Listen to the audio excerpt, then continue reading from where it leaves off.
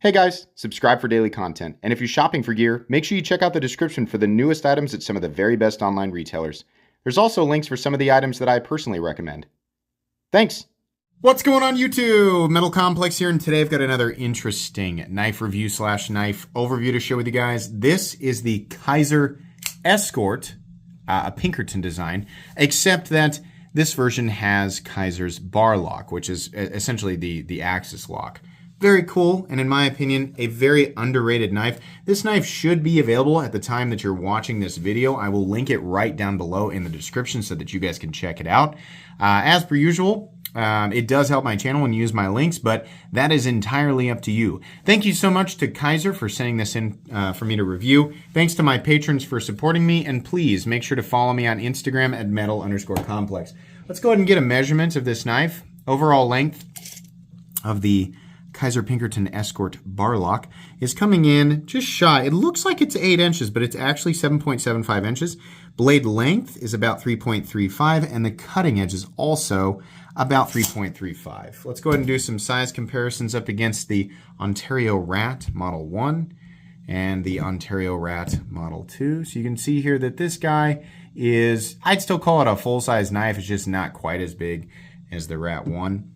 How about up against the d.o.c.k 80 20.5? Definitely a little bit longer than the 20.5. How about up against the PM2 and the Para 3? Kind of right in between here. And then finally, up against the Benchmade Griptilian, or in this case, the Ritter Hogue, and the Benchmade Bug Out. I really thought this was exactly the same overall length as the Ritter Hogue, but it's about a 1/4 inch shy. In terms of cutting edge, it's also just a little bit shy, but very comparable. And the ergonomic lines, as you can see there, are extremely similar. In fact, the distance between the area where the last area you're gonna put your index finger and the cutting edge is almost exactly the same, right? There's just a little bit more handle room, really, on the Ritter Hogue. Slightly more cutting edge. How's the action on this guy? Exactly what you'd expect. It works exactly the way you'd want it to. The thumb studs are in the right place. They're easy to engage, whether you want to do the regular flick, you want to do the reverse flick. You can't quite access the fuller, so it's more decorative than anything else, but the bar lock from Kizer works perfectly. There's no stick or anything like that. It's just great. It's exactly what you would want. I think I should point out here that this guy actually does run on bearings. I don't know if you're actually going to be able to see it because of you're just probably not going to be able to see it. But it does run on bearings. It is not a washer setup as we normally see from, like from Benchmade, since we're talking about a lock that's basically identical to the axis lock. But yeah, extremely smooth. Let's go ahead and do carry profile. Thickness up against the Spyderco Para 3. It's about the same. Length and height up against the PM2 and Para 3. You can see here it's slightly longer than the Para 3 closed, shorter than the PM2. Still nowhere near as tall as either. This is going to be a pretty friendly, a very familiar size, very familiar dimensions in the pocket. Let's go ahead and measure blade stock thickness. I'm going to guess this is about 125 thousandths. That's what it looks like to me. Nope, actually less. About 110 thousandths, so thinner than the Ritter Hogue on the spine, and lots of other knives that are similar. Let's go and do a hardware check. I'm going to get out my tools as per usual. My tools are very inexpensive and very recommendable. You can find them right down in the section of my description that talks about the tools I use on this channel. We have a T8 pivot, right? And it's a Kizer, so probably T6 screws, right? Actually, T8. Hallelujah. There might be, underneath this scale, a T6 screw holding it in, but at least we have the primary body screws are T8. These could also just be lipped and not actually have screws holding them in, right? They wouldn't need it. And then we have some T6 screws for the pocket clip, which is fine. This should be fairly easy to take apart, except for the fact that it is almost identical to an axis lock, so you do have to deal with omega springs, which adds a little bit of complexity to that process, but it is completely and totally doable. As anybody who has done it will tell you, it's just a little bit longer process. They've made it slightly easier by having T8 screws, and that is great. I should also add, Kizer includes a bunch of additional parts. You can see here there's some extra T6 screws and T8 screws in there, as well as additional omega springs. great, because omega springs, while they don't fail often, they can fail. It's a good time to talk about, since we're talking about the omega springs, the fact that these Kizer bar locks are adjustable. Can you see those little notches in there? You can see where the omega spring is poking through. It's at the highest notch, meaning the most possible tension that the omega spring can have on it, but it can be adjusted up to, 4 additional spaces, right? So the furthest one back is going to be the least tension. That's kind of neat that you can adjust the tension, right? And, like I said, if it pops or if it breaks, or the omega spring snaps, well, you have 2 extra omega springs, doubling the life of the normal, bar lock, which should be plenty, right? I own a ton of Benchmades. This guy is not a Benchmade, but it does operate on omega springs, and I have deployed this knife on every single review on this channel, and it is running on omega springs, right? So you're going to hear about people who talk about, oh, my omega spring broke or it popped and, it doesn't work. Don't trust omega springs. I have never actually had an omega spring break. And one of my knives, if you guys watch a bunch of my reviews, right, that Ritter Hogue running on omega springs is in every single review, and it gets deployed at least once to demonstrate a size comparison, right? So if you need physical proof, there's one right there. Anyways, let's go ahead and weigh the darn thing. We have Type 3 hard-coat anodized aluminum scales with steel liners. And for the blade steel, what do we have? CPM 20 CV. That's nice. Good geometry for it, too. Weight coming in at 4.23 ounces, which some will say is heavy considering the blade length. I would ask you to also consider the fact that the Ritter Hogue, while it is a little bit longer in length, comes in about the same percentage increase of weight, which is 4.55 ounces, right? So not perfect ratios, but not bad at all. As far as balance goes, your balance slightly behind the primary choil space, right? So a little bit butt heavy, but not crazy. It feels pretty balanced in hand. Have we gotten through all of it? Let's go ahead and talk about this knife. I remember thinking Kizer Escort, why does that sound familiar? And then I realized when I typed it in on Blade HQ, that's right. There was an Escort. There was already an older Escort model, the Kizer Pinkerton Escort, which was if I remember correctly, thinking back to it, I'm pretty sure it was a titanium frame lock flipper. I always thought it looked really good. I just was curious. I was like, why is the only one that they have a black blade with it? I'd like one that's all tumbled, right? Well, they did the opposite this time. They did, the black aluminum and the tumbled blade. That's fine. I don't know why the Kizer Pinkerton was not an ultra popular knife. It's a knife that is almost never talked about. I was curious to find this one just sitting there, and I was because when I unboxed this, I was like, wow, this is really good, right? And I was even further impressed with the price. Or let's say, I don't want to say impressed. I was happy with the price, right?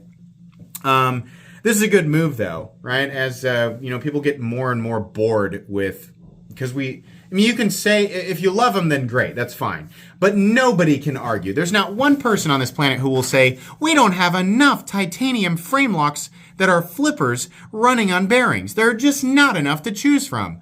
Nobody's ever going to say that because it's untrue. It's a silly thing to say out loud, right? It's almost silly even to say sarcastically, but nobody's going to say that. This is a good move. I think this design works substantially better without a flipper tab in general, right? I mean, if you were going to not do the bar lock and do a titanium frame lock, not having a flipper tab works better with this design. Ergonomically, it's even better. This, by the way, the ergonomic lines of this are good. The pocket clip is okay. I can feel it. I don't want to call it a hot spot, unless you're squeezing extremely hard, but it's fine. The lines are good. It's generic, right? Then the lines that we're seeing here on the handle are very similar to other models out there. In fact, while we're on the topic, if you look down the comments section, you're going to see, various comments saying it's a copy of the this, it's a copy of the that, which is hilarious. These are some of the most generic knife lines in the world, which means there are likely hundreds of models that it looks similar to. And all of those models were likely not the original that took this form. There was always something before it, all the way back to the first caveman who discovered the first sharp rock. It probably looked a lot like this, right? So saying it's a copy of the something is kind of a, it's pretty generic. Knife blade, knife handle shape, knife blade shape, right? It's just, there's not really a ultra defining characteristic here, right?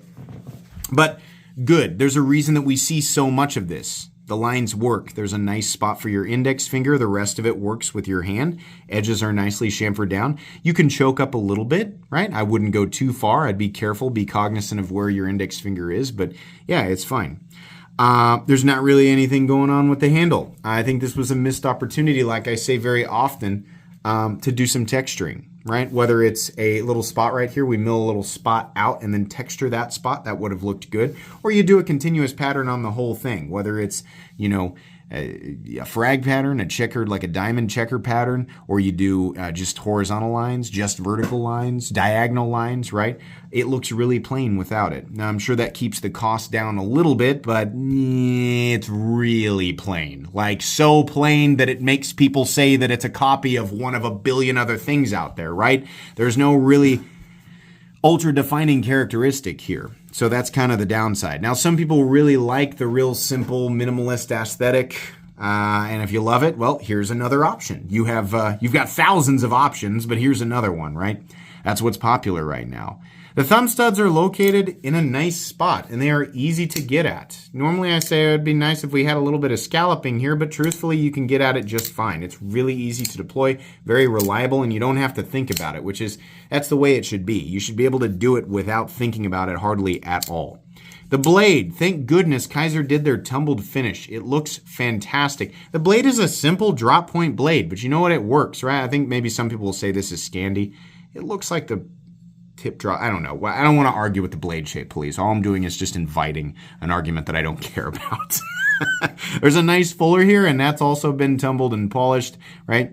The flat carries out about 85% the length of the blade. It's a good functional day-to-day blade shape with most of the cutting edge out the thumb studs are mostly out of the cutting path. Truthfully, this is going to work just fine. It's a good geometry down behind the edge. It is relatively thin. We didn't start very thick to begin with. There's a medium-sized flat here, and then it's a gradual drop down to a pretty thin, right, final cutting edge. Really nice. Kizer did a good job. Feels a little bit bitey. Let me grab a thinner piece of paper here from this notepad. I have printer paper, but sometimes I like to. It's an old list of stuff that from a video. We'll just make a quick cut here real quick and see. Oh, beautiful. No problem. No problem. Let's see if we can. Let me get some little curlicues here. Let's see where I can. Yeah. So where is it? Yeah, right there. No problem. The edge is actually real thin. It felt a little bit toothy, but it's obviously biting at the tiniest little bit there. This is a wonderful, wonderful little slicer. Sometimes how the edge feels on your fingernail is deceptive. And I know it's easy to point out all you're doing is cutting paper. That doesn't really prove anything. Obviously, your experience is going to vary depending on what it is you're cutting, and the edge can be reprofiled and blah, blah, blah. The factory edge, cutting something like paper, seems to perform very well versus other factory edges cutting paper. Anyways, it says Kizer on the front, CPM 20 CV or just 20 CV, and I'll remind people that is not Chinese 20 CV. When you see 20 CV, it comes from Crucible, wherever you see it, right? Kizer is not one of those companies that's creating fake 20 CV blades. If you're looking on Wish, which is a place you should not be buying knives from, and you're like, I got a knife from Wish for $35 in 20 CV. No, you didn't. You got a piece of crap. This is actual 20 CV, meaning it came from Crucible here in the United States. So this is actually American CPM 20 CV, even though the knife is ultimately manufactured and pieced together in China. So that's cool. It says Escort right here, and then the Dirk Pinkerton logo. Honestly, for a Kizer knife, this has a pleasingly low amount of billboarding. They did not put their weird numbers and letters all over everything, which is pretty cool. Normally they do. They didn't do that on this. I like that. I think it looks good. It's a really handsome looking knife, We have jimping here, jimping here. We have jimping here. And we have some more jimping right here, making it extremely similar to like the Griptilian and the Ritter Hogue. But yeah, you're probably not going to drop it, even without the texturing, right? The texturing I don't so much want because I'm like, oh, I might, accidentally throw it. It's because there's just a big open canvas here and there's nothing happening. But outside of that, it's plenty easy to hang on to. There is a gigantic lanyard hole. So if, you're one of the 7 people left in the world who really has to attach a lanyard to their pocket knives, there you go. I'm sorry. I'm just kidding. Don't crucify me. But it's there. The pocket clip still has an optimized mounting position, which is good. It's nice and deep, which is my preference. It doesn't have to be your preference. You can mount it, if you are left-handed, you can mount it for left-handed carry, which is great because this is an ambidextrous lock, meaning left-handed people can enjoy it in the exact same capacity that a right-handed person can enjoy it, and that's really cool. No backspacer, just a couple of standoffs there. We have a stop pin located at in its traditional position. We have some shouldering right there. You can see nicely wrapping around the stop pin. No blade play up, down, left, or right. Spectacular. Super smooth, consistent action. No pivot lash. And it's not a detent, right? Because it's just the bar passing over the event horizon of the rounded tang. Centering. Slightly off to the right. No, hold on. Is that actually the case? Let me get my camera up. Boy, if it's off, it's by a hair, and it could easily have just been from me playing with it. It's not enough for me to complain. Let's put it that way. So, everywhere I look, this knife is coming in at $145. Some places just have it listed at $145, and places like Blade HQ have a big thing that says sale. If there was a different, I don't ever look at MSRP because who the heck is paying MSRP for pocket knives, right? I don't know what the regular price of this is, if it actually is on sale, but like I said, everywhere I look is $145. I think that's perfectly fair for what you're getting here, right? I think if they want to bump the price on this, they better change the handle material. I think it would be a good idea for Kizer to do a version of this in titanium. I also think it would be a great idea for Kizer to do a version of this in their Vanguard, whatever. Like do a Vanguard version of this in 154 cm and G10 or micarta and, charge 75 or less for it. Oh my gosh, absolutely. Fantastic idea. I don't know why this isn't more popular. As this thing sits, yes, it's generic. Yes, it's got a super plain minimalist profile, but it's a good knife and it's got a good price on it. I think that this knife is underrated right now. I think if you buy it in this form, you're going to be happy. I would, if they put titanium on it, I would pay, $180 for it. I think that would be really cool. Please texture it. I would also buy a budget version of this. I think it's great. I think a lot more people should be paying attention to this. This is exactly the type of knife that I can recommend to almost anybody. If you are, somebody who has exclusively existed in the sub $100 territory of the knife world and you just haven't seen anything that makes you feel like it's worth spending a little more, this is that knife, right? If you're somebody who's been spending a little bit more on knives, this is a good one to add to your rotation, right? If you're looking to just get your first nice knife ever, this is a good one. It's a good size, good weight, right? It's relatively legal, at least if you live in the United States. If you live outside the United States, sorry, you guys have really crappy knife laws, and I feel for you. But if you live inside the United States, in most places, you can carry this, right? Still check your knife laws. Don't try to tell the police officer Metal Complex told you it was okay. That's not going to fly. This is absolutely a recommendable knife. You should pick it up while you can. I sure hope Kizer continues to make more. I hope it doesn't go the way of the old Escort and just fly completely under the radar. I actually really like this knife. Very cool. Nice stuff from Kizer and Dirk Pinkerton. That's going to be pretty much it. This is going to go on my most recommended knives playlist, so make sure you guys check that out. Please make sure to follow me on Instagram at metal_complex. If you enjoyed this video, leave a like. If you'd like to check out my other content, I do, of course, have lots of videos of knives that are either expensive or inexpensive that I do or don't like, so check those out. And if you enjoy all my content, go ahead and click on that Metal Complex logo right there and subscribe because there's definitely more coming. Thanks again for watching, everybody, and have a great day.